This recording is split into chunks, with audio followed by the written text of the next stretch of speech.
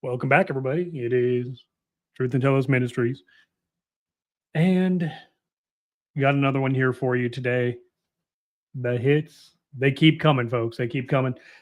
I was reading my Bible, as any good Christian boy does, and I had noticed something that really just stood out to me as something that I've never heard people talk about. I do believe I made a video a couple months back talking about how drawing First Thessalonians 4:17 and Exodus 19, I'd never seen anybody do that before. I don't think that I had. I saw one other person actually bring it up a little bit after I had made my video on it. Um, Completely just we're gonna go through it in this video, but then as I was reading the other night, I saw something, and we've got again levels of fulfillment in the New Testament. Every single stroke of the pen of the inspired New Testament is fulfilling or pointing to the near fulfillment of the Old Testament. So let's take a look here. We're going to see that you've got the clouds, witnesses, and the covenant. And we start off here with the heap of witnesses of Genesis 31:46 through 48. Now, background on this chapter, this is where Jacob is working for Laban. His first wife is not the true wife that he had worked for. He works again and gets the true wife, Rachel. So in verse 47, you've got the Masoretic text here, and the literal translation is Laban called it Yagar Sa'ad Utha, but Jacob called it Galid. Then in the Septuagint, same thing. You've got, and Laban called it Sadusa, but Jacob called it Galad. This dual naming represents the first visible witness of Jew and Gentile in covenant agreement. Maybe. The first, debatable. It is definitely one of the first. And it's definitely typological. Now, we've got the two witnesses of Revelation 11:3 through 12. You can see here in the Greek, it renders out, and I will give to my two witnesses, and they will prophesy 1,260 days. These represent the church made up of Jewish and Gentile believers during the final 3.5 years before the fall of Jerusalem. The important thing, too, to note about this is that I believe these were people who converted. They had metanoia, or they repented when they were caught up in the siege of Jerusalem. These are the final witnesses, because these are the final people of the old covenant age that had professed Christ before the end of the age of Moses. Now, we see here the cloud of witnesses of Hebrews 12:1 with 11:40. So the thing is, chapter 12, ladies and gentlemen, chapters were just a later addition, right? The Greek is one giant unit of thought, and there's no punctuation or anything like that. So at the end of chapter 11, Paul says, God, having foreseen something better concerning us, so that they should not be perfected without us. So the foreseeing something better is talking about the new covenant, the city built without hands, whose foundations and builder is God. That was concerning us. That's people 2,000 years ago, so that they should not be perfected without us. So then he goes on to say, and therefore, this word here, kai, in Greek, is a connective word. It should read, and therefore, but you could read it as, therefore, we also, having so great a cloud of witnesses surrounding us. So this is not a crowd of dead saints, but the living first century church being joined into the cloud of covenantal testimony. Now, don't forget, the tabernacle of testimony is where God's presence would always come in the Old Testament, and it was always a cloud that was being witnessed. But we actually have this being now the parallel between 1 Thessalonians 4 and Exodus 19 is even stronger, because look at this. In Hebrews 12, Paul says, "But you have come," that's present tense, "to Mount Zion, and to the city of the living God, the heavenly Jerusalem." Well, in 1 Thessalonians 4:17, he says, "Then we who are alive shall be caught away to meet the Lord in the air, and thus we shall always be with the Lord." Now, Exodus 19:18 from the Masoretic says, "And Mount Sinai was altogether smoke because Yahweh descended on it in fire." And in the Septuagint, it says, "And Mount Sinai was entirely smoking because God descended upon it in fire." This contrast shows the covenantal shift. You had Sinai, the old covenant, versus Zion, the new covenant, and the cloud as the symbol of divine covenant presence. So you could see in the old covenant, you had the physical mountain. In the new covenant, you have the spiritual mountain. Old covenant, God descended in fire and smoke. New covenant, God received his people in the heavenly cloud. Old covenant, it was fear and trembling. The new covenant, it's a joyful assembly of the saints. In the old covenant, it was Israel after the flesh. And the new covenant, it's Israel of God. The old covenant was temporary and shakable. And the new covenant is that unshakable kingdom. And we see this ties right back to Genesis with Laban and Jacob, because Jacob got Leah, the first wife, given by deceit after the first 7 years, whereas Rachel was received after the full price was paid. Leah represents Old Covenant Israel. Rachel represents New Covenant Bride of Christ. Well, the Bride of Christ, because that's what the New Covenant is. Leah was fruitful in children, but was not loved. And Rachel was beloved, though initially barren. Leah associated with works and law. Rachel associated with grace and promise. Leah was a temporary covenant based on flesh. Rachel is the everlasting covenant in the spirit. So the fulfillment and the conclusions here, Genesis 31, the heap of witnesses marked the Jew-Gentile division, but foreshadowed the unity. Revelation 11, the unified testimony of Jew and Gentile believers during the final witnesses to apostate Jerusalem. Hebrews 12, Mount Zion as the spiritual city and the living believers as the covenant cloud. In 1 Thessalonians 4, the Lord comes in the covenantal cloud to gather his people, not for escape, but for fulfillment. And in AD 70, the old covenant ended. The new covenant people stood at Mount Zion, and they received into the they got received into the unshakable kingdom. So Eastgate Adoption, it says Jesus returned through his saints and continues to do so. Well, I guess that's a semantic, how you want to look at that. Jesus returned to initiate the sainthood of the new covenant, I would say. But hopefully this gives more of an insight into how every stroke of the pen in the New Testament is pointing towards the either fulfillment or near fulfillment of everything the Old Testament talked about. These were all the types. The antitype was fulfilled all in its entirety in Christ Jesus. Okay.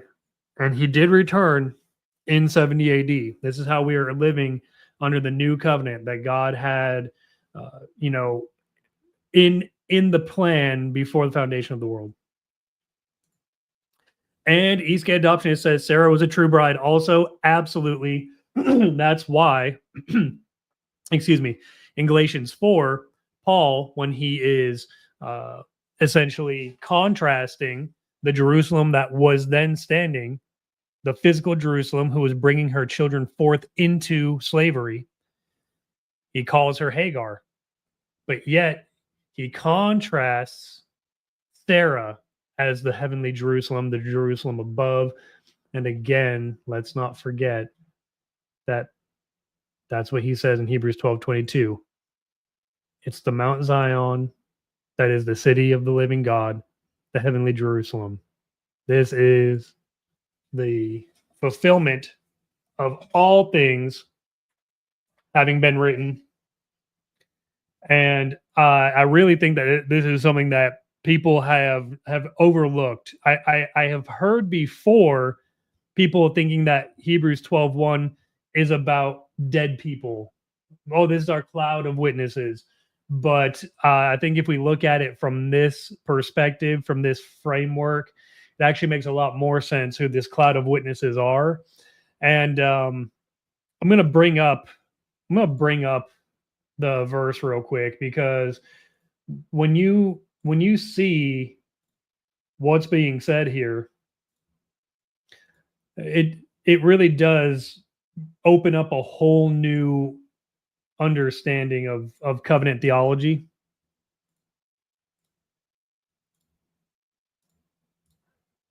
And I also do want to bring out the fact as well that, well, I shouldn't say it's a fact, but all the evidence would point toward Hebrews being the last thing that Paul ever wrote, probably written around 65 to 66 AD, right before Paul returned to Jerusalem and was killed. And so look what it says here.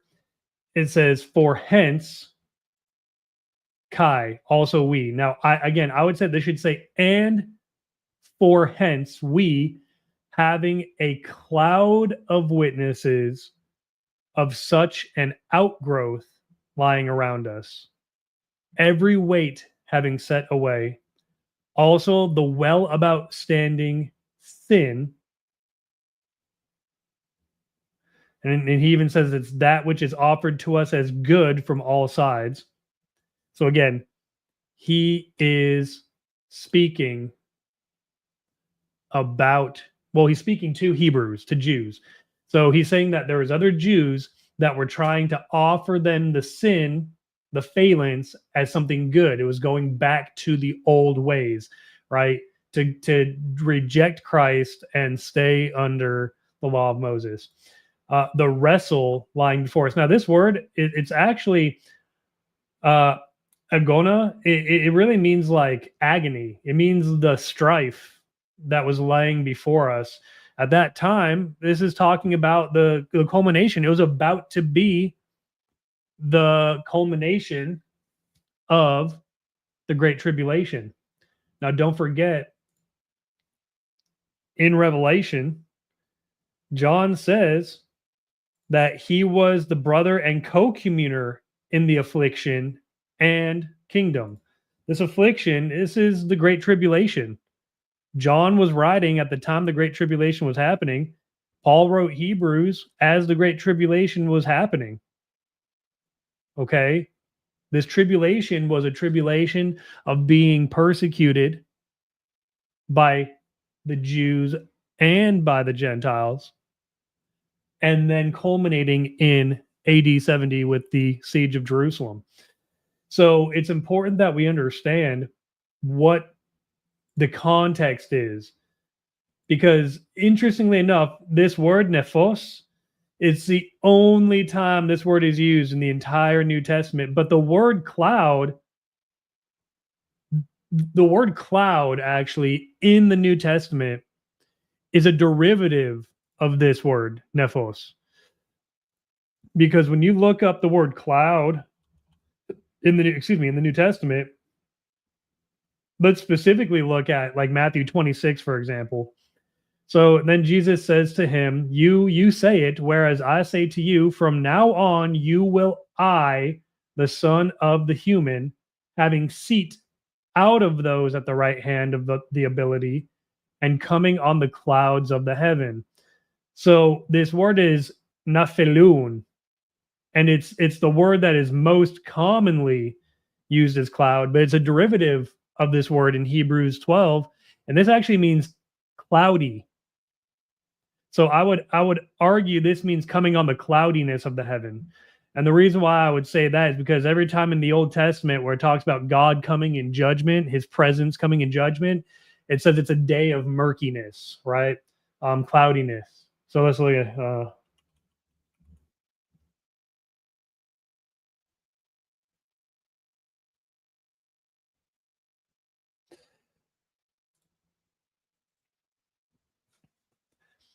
So in Isaiah 50, verse 3, he says, I clothe the heavens with murkiness and sackcloth. I lay as their mantle. Now, this right here is talking actually about, again, judgment, especially coming upon um, the heavens. When God comes out of the heavens, it's murkiness. Ezekiel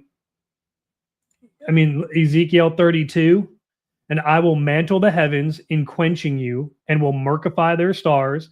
The sun I will mantle with clouds, and the moon will not enlighten its light. That's same thing used in the Olivet Discourse. All the enlightened of light in the heavens I will murkify on account of you, and I will give darkness over your earthland, faith word of my Lord Yahweh, or Yahuwah. And again, this is talking about Egypt. This is a lamentation over the king of Egypt. Pharaoh is just a title, king of Egypt. So murkiness, darkness, right? 2 Peter chapter 1, verse 19. And we have more confirmed the prophetic word, to which you do ideally to be attending to as a lamp, meaning don't make sure it stays lit, shining in a murky place till the day radiates through and the light carrier takes up aim in your hearts. Well, we know that Christ is the light carrier. Revelation 21, and the city has no need of the sun, but also not of the moon, that they shine in her, for the glory of God enlightens her, and her lamp is the lambkin. Well, again, Christ tells us that he, Jesus, has sent his messenger to testify this to you on the outcalls. I am the root and the becoming line. This is a really, really important word. Geneos of David. The star, the bright one, the morning star, the bright star, however you want to take it. He's saying, I'm coming soon. Peter was telling his people that he's writing to, and I believe that Second Peter was written to actually Jew and Gentile. I think First Peter is specifically to Jews, but Second Peter, he is definitely addressing Gentile believers, and he's telling them that the day was about to radiate through, and it would take up aim in their hearts. And again, he says, knowing this beforehand, that every prophecy of the writ does not come about out of one's own explanatory solution or their problems of interpretation. Okay? There's only one interpretation, no private interpretation. It's not their own thing that gets to determine what's being said here. So I hope that this kind of brought some light to, again, the cloud of witnesses. This is definitely something that is overlooked, but I believe it's very powerful for the full preterist argument. The cloudiness of witnesses, I think this literally is cloud. And again, it signifies the same thing that he says in 1 Corinthians 10. Okay? Because he says, for I do not want you to be unknowing, brothers, that our fathers were all under the cloud, and all came through the sea, and all were baptized into the Moses in the cloud and in the sea. So there's the cloud imagery. Then again, the cloud of witnesses. And there were Gentiles that came out of Egypt with those Jews. So this even goes further into the Jew-Gentile covenantal witnesses. So Eastgate Adoptionist says, Jesus returned through a cloud of witnesses, his saints. Well, so this is what I would say about that, though. He returned in judgment, and that judgment was exacted upon the Jews via the Roman army. And those Romans, they weren't believers, they were pagans.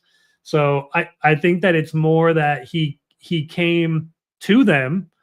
They were transposed into the new covenantal reality, with the fulfillment of all things having been written.